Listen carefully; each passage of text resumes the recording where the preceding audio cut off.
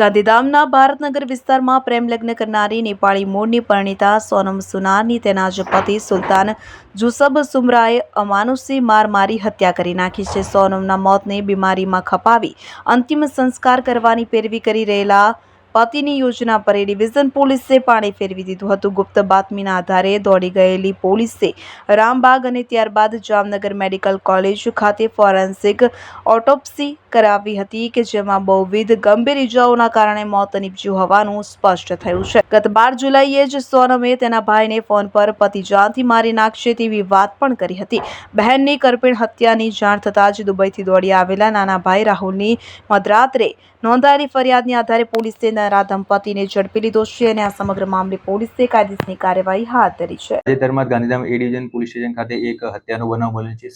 જેની સમગ્ર હકીકત જોઈએ તો આરોપી જે છે આમાં સુલતાન જુસબ સુમરા જે ભારતનગરના રહેવાસી છે, તેઓએ તેમની પત્ની નું ખૂન નિપજાવી અને તેમની જે બોડી છે એની અંતિમ વિધિની કાર્યવાહી કરતા હતા।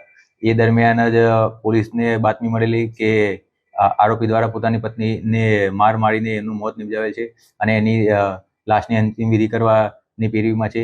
જે માહિતી પોલીસને તાત્કાલિક મળતા પોલીસે ઘટના સ્થળે પહોંચી અને લાશનું ફોરેન્સિક પીએમ કરેલ અને ફોરેન્સિક પીએમ દરમિયાન મરણજની લાશ પર મલ્ટિપલ ઇન્જરી હોવાની હકીકત જણાઈ આવેલ।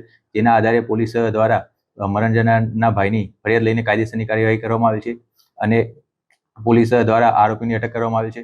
આ સમગ્ર બનાવનું કારણ જોઈએ તો આરોપી દ્વારા પોતાની પત્નીના ચારિત્ર ઉપર શંકા રાખીને અવારનવાર એમની સાથે ઝઘડા કરવા હતા અને છેલ્લે તેમની ઉપર વધારે શકના આધારે એમનું પટ્ટા વડે માર મારીને એમનું મોત નિપજાવેલ હતું। આ સમગ્ર કાર્યવાહી દરમિયાન હાલમાં પોલીસ દ્વારા આરોપીની અટક કરવામાં આવી છે અને વધુ તપાસ પોલીસ દ્વારા ચાલુમાં છે। જે મરણજના બેન છે એ મૂળ નેપાળના રહેવાસી છે અને ઘણા સમય પહેલા એમના પરિવાર સાથે અહીંયા ભારતનગરમાં રહેતા હતા।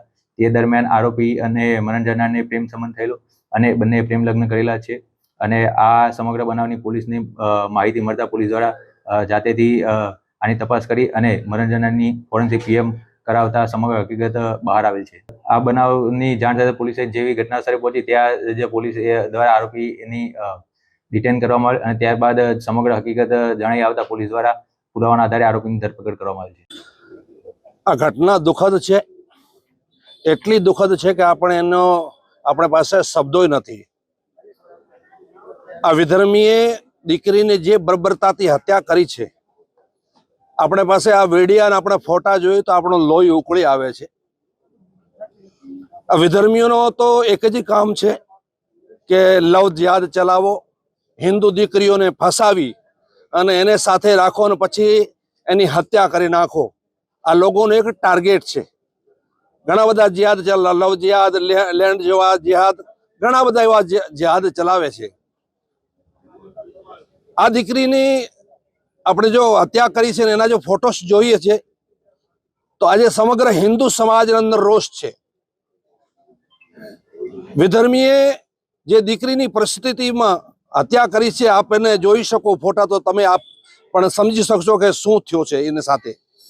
એટલે આ દુઃખ છે અને સાથે સાથે એટલો હું ચોક્કસ કહેવા પણ માંગુ છું, એના પરિજનોને કહેવા માંગુ છું અને હિન્દુ સમાજને પણ આપણે સાથે મળી જ્યાં સુધી આ દીકરીને ન્યાય ન મળે ત્યાં સુધી આપણે એનો પીછો છોડશું નહીં, આ જિહાદીને મૂકશું નહીં।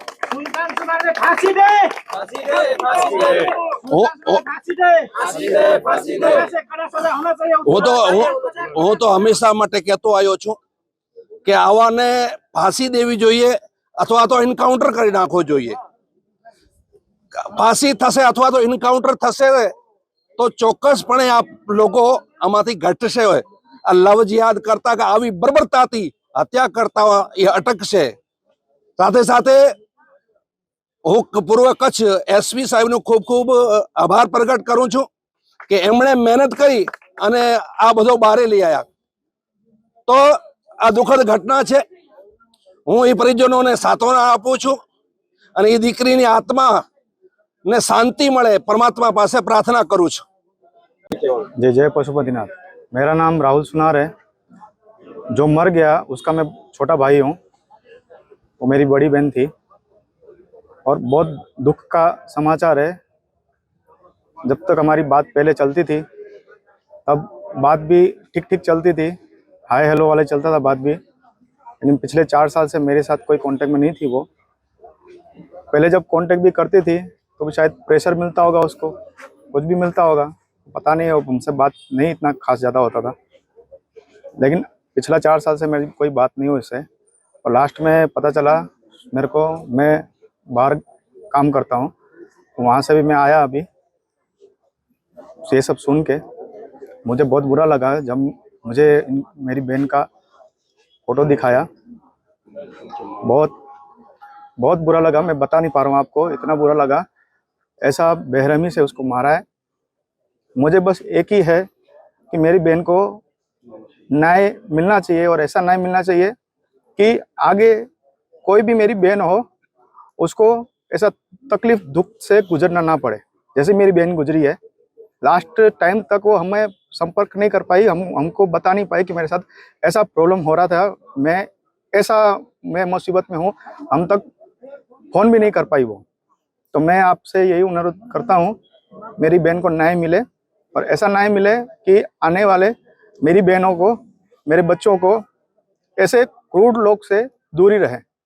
बस यही मेरी आपसे विनती है।